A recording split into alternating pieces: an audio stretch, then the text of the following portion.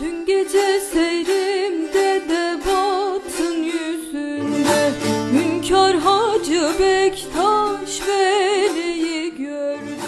Akıldım gözümden seni, besledim özümden seni. Döndürme sözümden beni, gitme dönülmez yollar. Bundan sonra dünya umrumda değil, giderken ateşe sal da öyle git. Eşrefoğlu al haberi, bahçe bizim, gül bizdedir.